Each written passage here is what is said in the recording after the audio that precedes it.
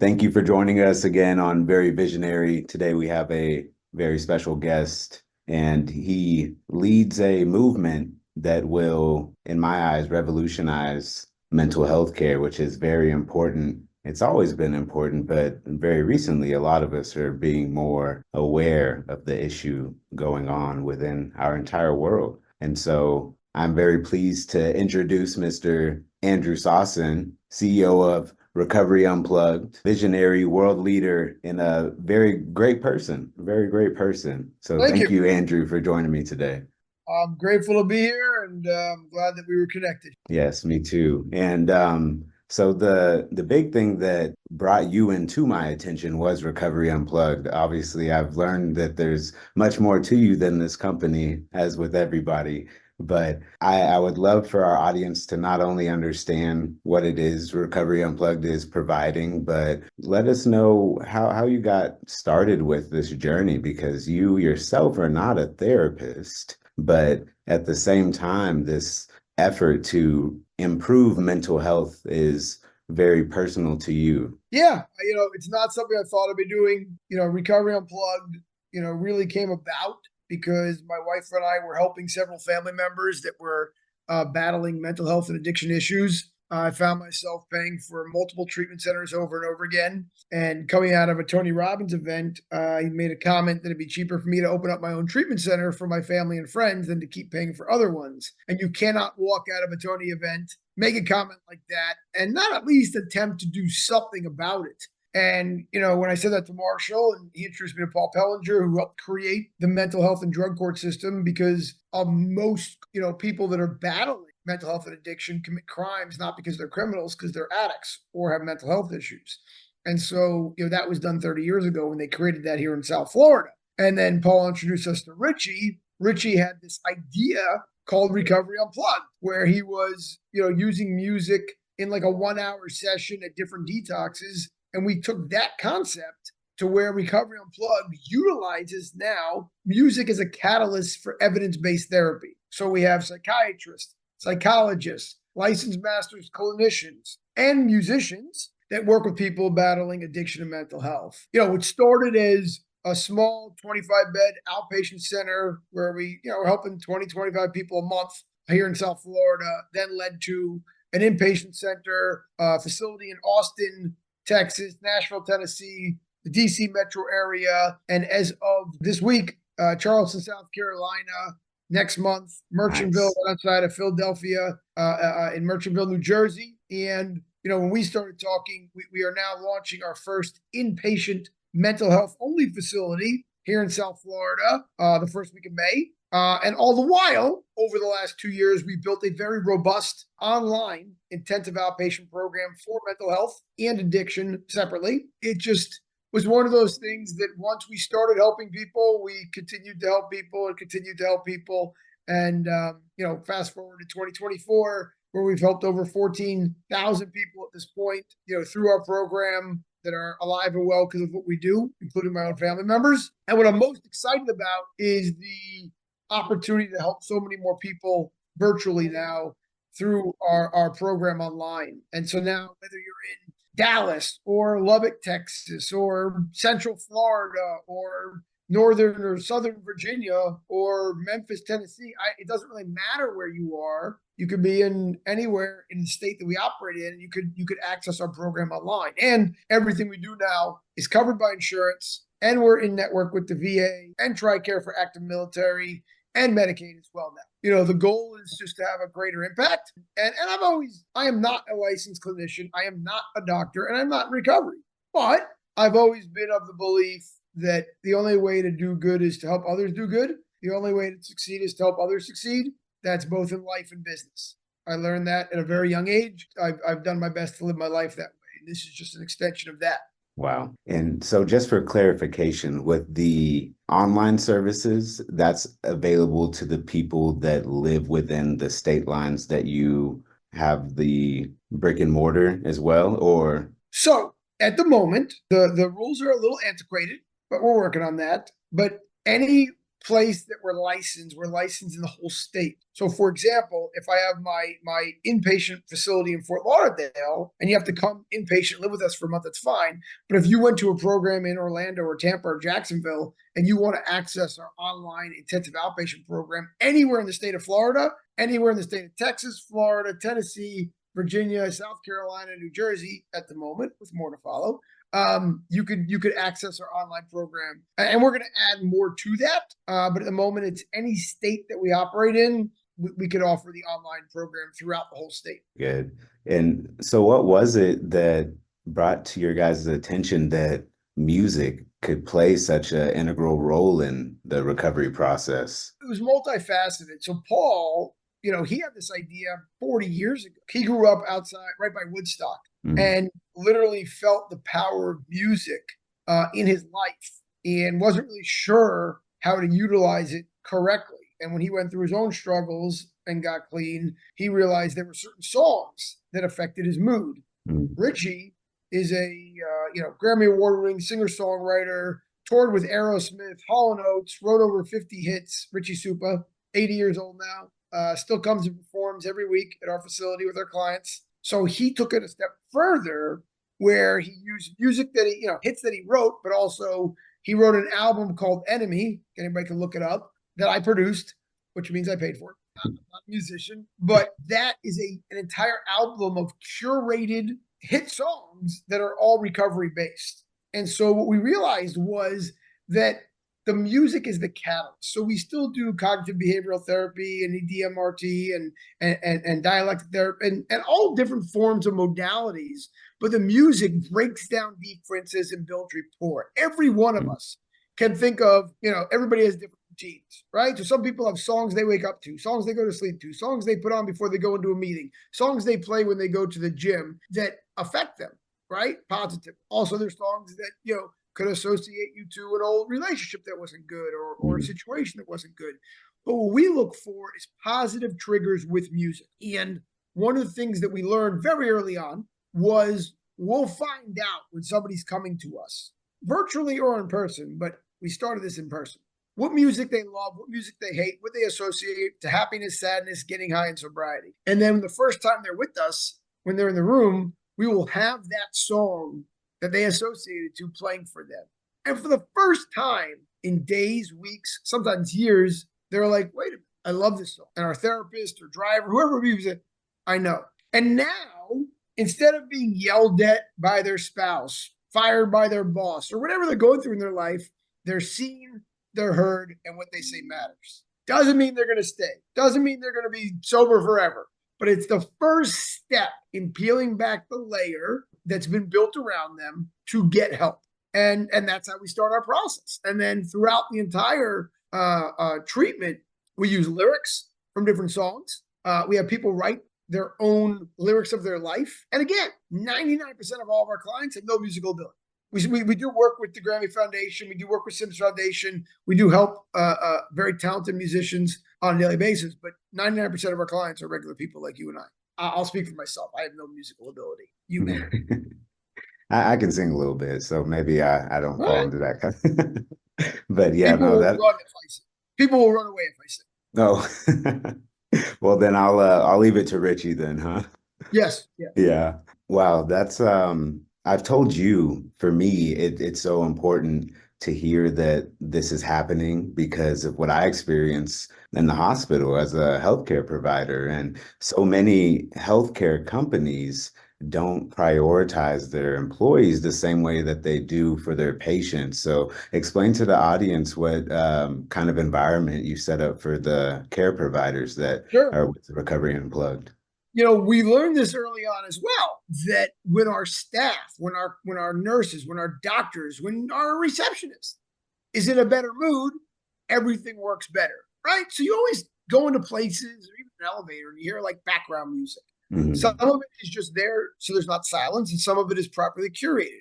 But we realized, if properly curated, it makes a tremendous difference positively, because when the therapist is a little more calm, again, we're dealing in a high stress environment with very volatile people. that are at a crux in their life where they can live or die. So it's highly stressful. But if we could just take everything down just a notch when our therapists and our nurses and our staff is feeling a little bit better, right? Or just in a slightly better, feeling and mood, they're going to be able to work with the patients better. So every one of our facilities, every one of our offices, every one of our vans, everywhere we go, there's music playing that they create for themselves.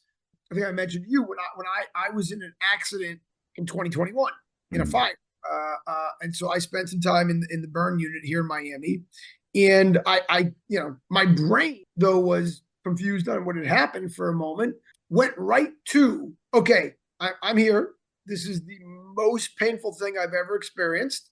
What can I do? Not just for myself, that was obvious, but for the nurses around me, right? If it works at Recovery Unplugged, why can't it work in the burn? So I asked every one of the nurses, what's your favorite song? And they're like, what? And so I had everything from Enrique Iglesias to Metallica, right? This one guy, Javier, he loved Metallica. So I played Metallica, and the other woman liked Enrique Iglesias. And when they were on their shifts, they had 3 8-hour shifts, and I was up in middle of the night, middle of the day, I had their music playing. And so I'll never forget, I left the ICU and I was in the burn unit floor.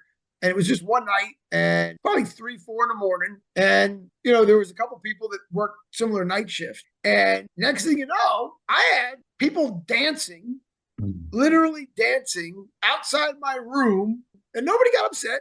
Nobody was able to sleep anyway. It's a rough place. People were just dancing at 3 in the morning in the hospital. And this is the nurses, right? So, I've seen it with my own eyes. And, we've seen success story after success story of people that, we've been able to help with this method. Now, again, it doesn't mean you listen to a song and you're better, right? It's a positive trigger. And so I think it's important that people understand when we create this, right? When people are with us, they're going to be fine. It's when they leave, right? When they're doing that outpatient, they go to their work, they're dealing with their spouse, they're dealing with their kid. We create musical prescriptions with our playlists. And again, a song doesn't cure you, but that song is a positive trigger to, stay in the present, call your sponsor, go to a meeting, reevaluate, when something has happened. And again, 10 years, 14,000 people, a lot of success. End of the day, it gives them opportunity to have a much better coping mechanism, which is the root of a lot of mental health disease, right? And the way that we're going to deal with these issues that we can't escape, but a lot of times the drugs and the alcohol makes it feel like you're escaping or whatever negative coping that someone may endure. But music is just, it's such a simple intervention to make that little switch in mindset, like you said. And yeah, and I've always looked at music as being a form of communication. It crosses all boundaries, right? It doesn't matter what language you speak or where you're from or anything. That music is a unifying power. It's a universal method of communication that's been going on for thousands of years. Most people don't realize that we hear music from the time, we're in our mother's womb. The heartbeat is the first sound of music. And then it goes on from there. And so it's used in every culture or religion. I've been to 70 countries in my life, and I've sang, chanted, meditated in every form of every group. And there's a musical aspect no matter where you are, if you're doing anything of value, in my opinion. Yeah, I shared with you, I worked with a nurse before that told me she didn't like music in general. I'm like, well, you have to like some kind of music. Like, how is that possible? But anybody that I think feels that way, they just have to find their genre. They have to find their flavor. That's what's amazing about music, though. There's people like me and you that we appreciate all of it. And there's some people that they have their own little niche, own little specific prescription that they need so that they can really indulge and enjoy and benefit from the magic, right? Yeah, I mean, look, one of the things that I've seen 1,000 times now that I love is, and sometimes I don't like saying it because somebody comes and they'll know what's happening. That's okay. So instead of saying to somebody, you need to be open-minded about, life, right? Like the typical BS that doesn't always work or doesn't work. So we'll find a lyric in a song. And the easiest example is we'll take 2 people. One person hates rap music, hates hip hop, hates old school 90s rap.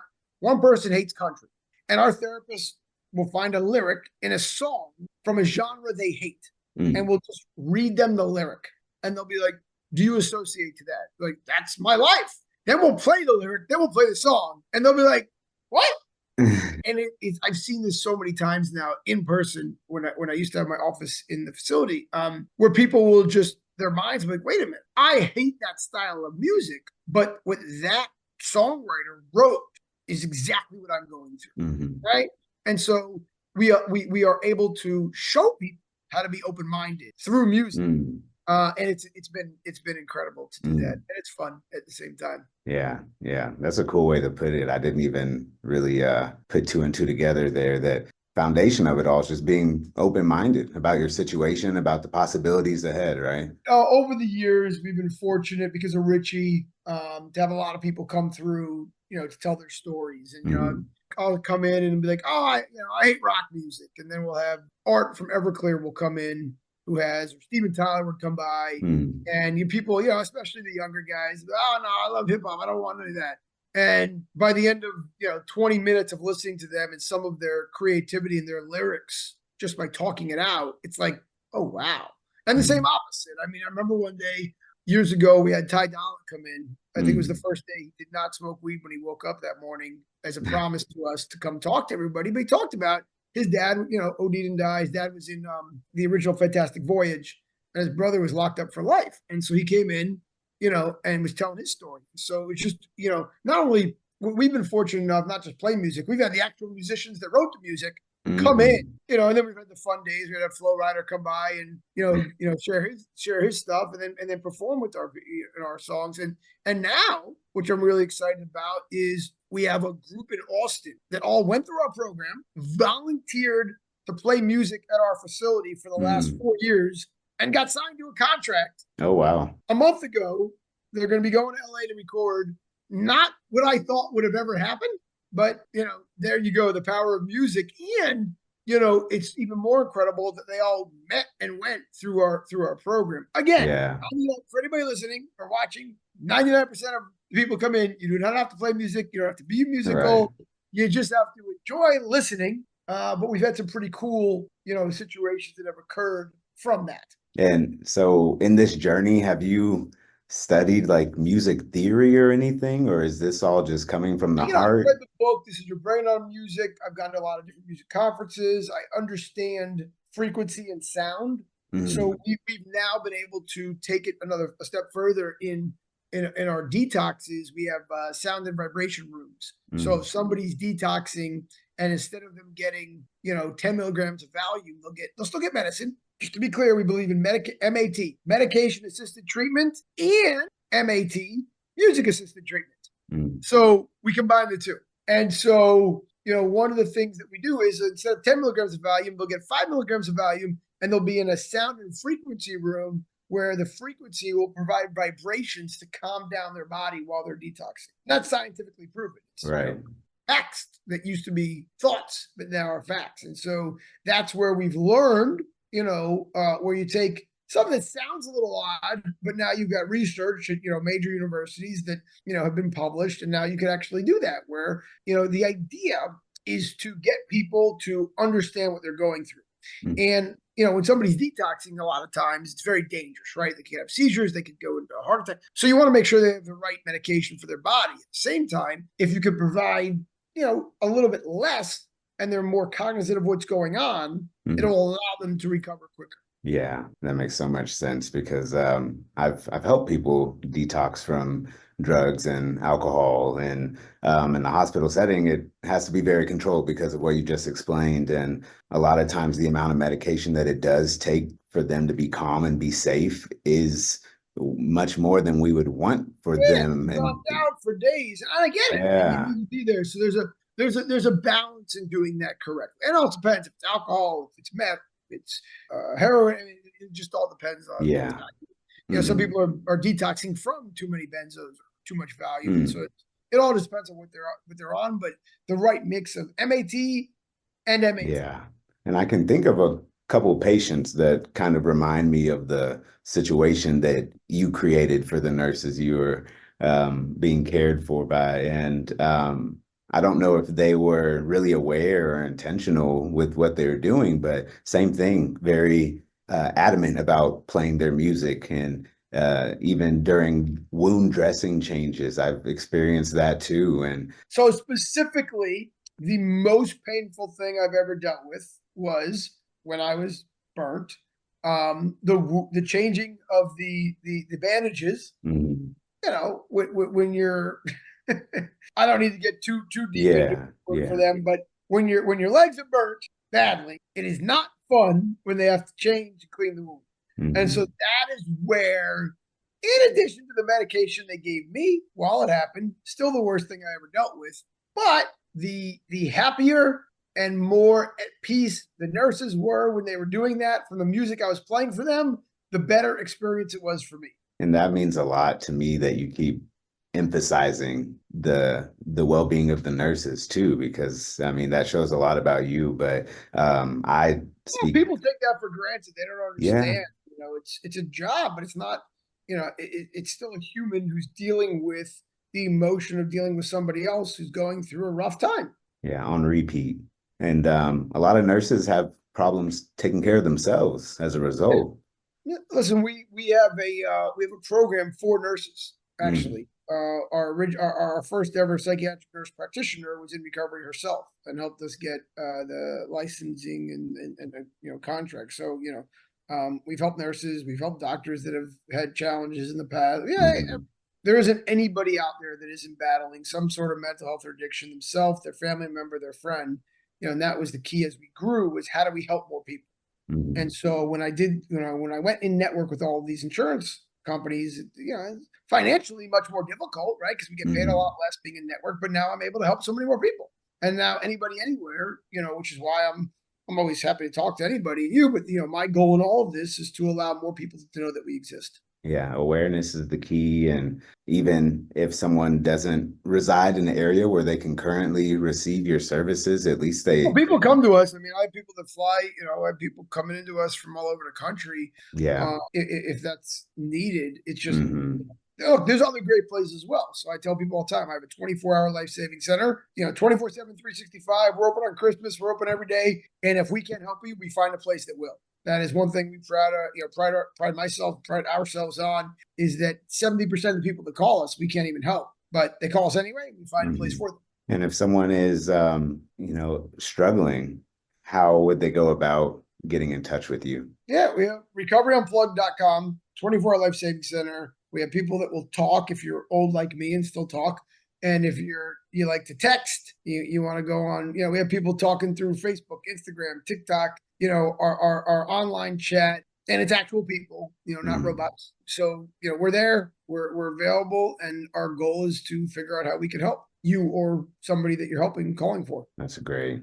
I was just talking with a friend of mine that was dealing with a family member who was having suicidal ideations. And I recently had to deal with the suicide hotline for a friend of mine as well. And we were just talking about how it's a good resource and people need to use it when they need to use it, but it's sometimes it's difficult to navigate, especially if you're not my situation. Someone was in another state, and it was very hard for me to get them the help that they needed. And so having another avenue like yours to have dialogue and communication and give people the opportunity to articulate what it is they're feeling is really important. That is correct. Yeah, I mean, again, it's sometimes it's a cry for help that just needs an answer. Hmm. Sometimes it's something that needs an intervention. We have multiple interventionists on staff 24/7, and you know we figure out how to meet people where they're at, and you know help them in the best way possible. There is no one size fits all. There is no cure. There is no silver bullet. We are dealing with complex human beings like you and I that sometimes need to be redirected, sometimes need to be physically, you know, go from where they're at to go somewhere else, and sometimes it's a conversation and they can do it online. And you know, that was, you know, as we grew this, that was the idea was, you know, some of the old school mentality is like everybody has to go to 30-day treatment. No, some people need to go to treatment for like 6 months. Some people go through a DUI, spend 48 hours in jail, never drink again, but have to process that anger and depression they're dealing with. They can do Mm, that virtually. And so there's no one size fits all. yeah. That's awesome. Yeah, I'm excited for people to be more aware of this. And Me too. I think that, you talk about mental health, addiction is obviously a huge issue in our country and the world, but mental health even more so. And there's so many different facets and aspects, like you said, and you help so many people already, but you continue to go out of what you're doing with Recovery Unplugged. And I mentioned to you that I saw a post about your trip that you took recently, and I was just wondering, how do you stay so optimistic and driven and, just maintain what Andrew has going on and still be involved in so many other people's pain and despair and donate your energy so frequently? So that's a big question. It's a daily practice, and so I'll go back to one of my mentors, Steve Einhorn, my best friend's dad. When I was 14, that brought me to a Zig Ziglar seminar, and when I was 16, to meet Les Brown, if you know who that is, Mhm. see you at the top. Remember listening to his tape about going from Liberty City, which again I wasn't far from growing up, and so listening to that story and then going through the Tony Robbins world since I was 19 years old. So I started in my day with, positive affirmations. I mean, today it's a lot easier. Back in the day, it was tape CDs. Now it's YouTube clips. But I'm listening to Esther Hicks' Law of Attraction, Jack Canfield, Les Brown, Tony Robbins, and a gazillion others every morning and every night. I mean, every morning and every night because I lose my mind. When I saw what had happened on October 7th in Israel, it was rough. I mean, I have personal friends who have a close friend whose family members, wife, sister-in-law, her husband, three kids, dog were all murdered on October 7th. I've had two other friends whose kids were killed fighting since then. And so for me, there was really no question. Am I going to do anything? It's what I'm going to do. And so the first thing I did was I saw what happened at the Nova Music Festival, where not only was there 280 people murdered and 20 people kidnapped, but there was 2,600 people that survived. And so I said, okay, can't help people that died right now. I can mourn for them. The people that are kidnapped, I'll pray for. Wearing this necklace since that day, which says "Bring them home now," which was given to me by the people that started the kibbutz Kfar Aza. I met with them in the hospital as they were almost killed. And so I looked at the Nova Music Festival and said, okay, well, I've been doing music, going to music festivals. I sponsor music festivals. I've been around music my whole life. Let me start there. And so I called some friends and I did a fundraiser to launch the original campaign to provide psychological trauma support for the people that survived. Then I had several friends of mine, good friend of mine, two friends of mine whose sons were in Israel fighting. And, they said, look, God bless the U.S. We've got great tanks, great, missiles, but we don't have any socks. Seriously, we don't have enough thermal, clothes. We don't have certain basic needs because, again, you had 100,000 normal soldiers. You had 350,000 people called up at once that were fighting for their right to exist and still are. And so I said, okay, what can I do to help? My goal was to fill up a couple duffel bags. I ended up filling up 12 duffel bags and flying them there myself and delivering them to the people that needed them myself. And so, look, it's a very challenging situation. I pray for everybody in the region on all sides to be able to live freely. I also know that the unfortunate rhetoric and misinformation is at an all-time high. And so it affects me personally in two ways.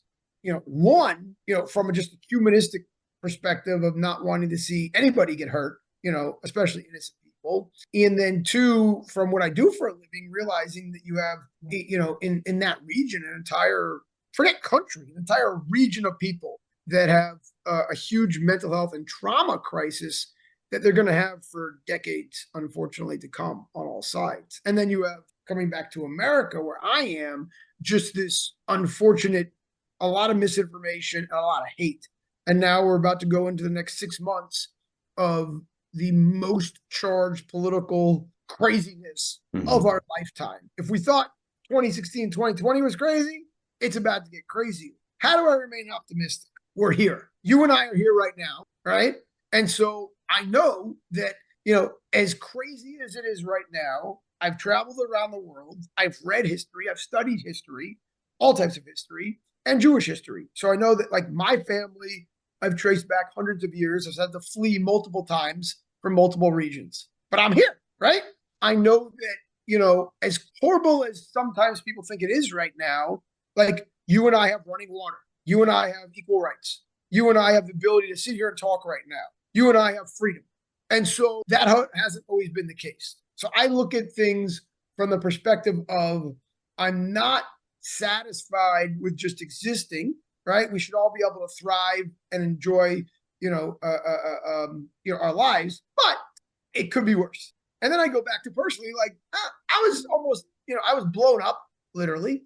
I was in a hospital. I almost didn't live. I was on fire, and I'm out. I'm about. I'm living. I'm working. So all of that combined allows me to keep helping, the people that we do at Recovery Unplugged, keep helping the causes that I believe in, which is just people. I've been part of the United Way, locally here. I've been part of the Broward Jewish Federation, for 20, whatever years, I forget, 25 years now. With both those organizations, helping people just throughout the community that are just in need, right? I love junior achievement, JA.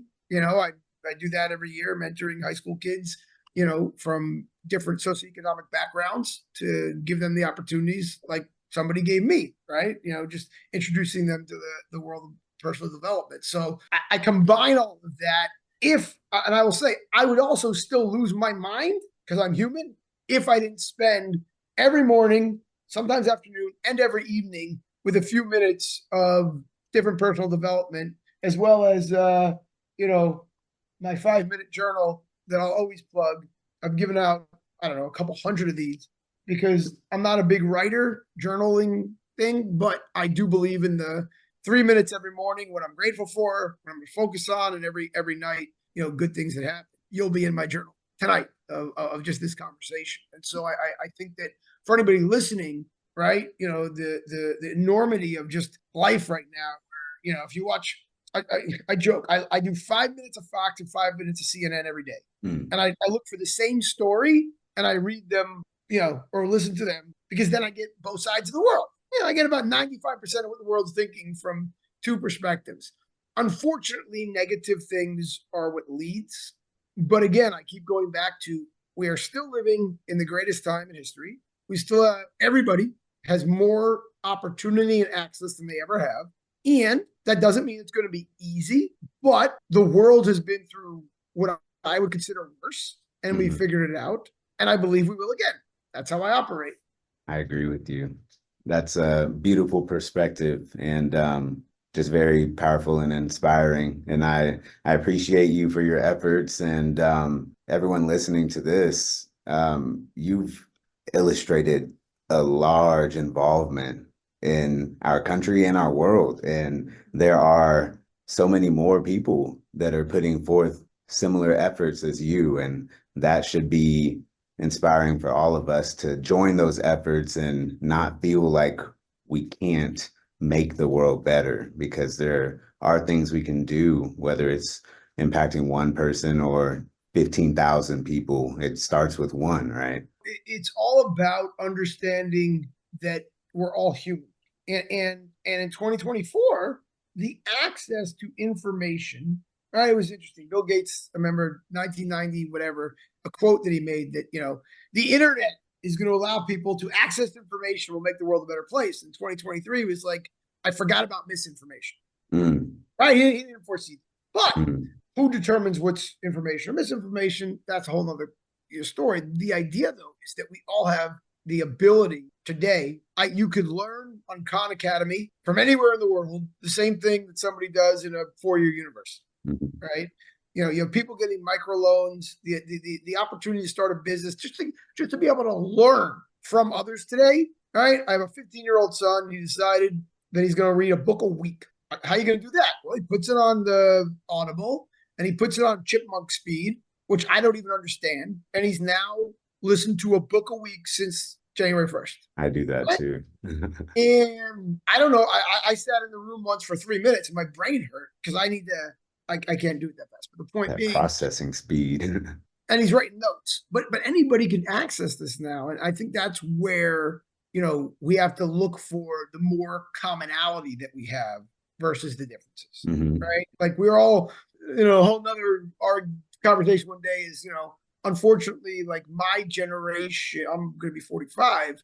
In the 80s when we grew up, there was this whole idea like you're special, you're Hmm. unique, but we're really much more all similar than we are different. And that's how I look at it. And so when I joined the Unblinded Mastery group with Sean Callaghy, a lot of the stuff that I learned with him, and I hired him as my coach, and just the people that I was able to meet from different parts of the country and different businesses, is that idea that yes, we're all special, sure, but we actually have a lot more in common, right? From people from Hmm. around the world, around the country, whether you're right, whether you're left, whatever it is, we're all not that far that different. And I think the more people that understand that, the better it will be. Hmm. I agree. I agree. And you would think it would be easier to understand that and recognize that with the information source of the internet. But like you said, the misinformation is so strong, and that negative press and the negative stories, they get highlighted so frequently and aggressively that it's Absolutely. difficult. It's Yeah, difficult. that's why I gotta relearn certain things that I know already on a daily basis, even though I know them Hmm. inherently. You Yeah. see enough negative stuff every day, it affects you. I mean, I Hmm. literally was in the front lines in a bomb shelter in Israel. Like it was, even with all the stuff that I know, it was like, am I, is it today the last Hmm. day? And you get through it. And unfortunately, bad, horrible things occurred, and I ended up going to two funerals when I was there.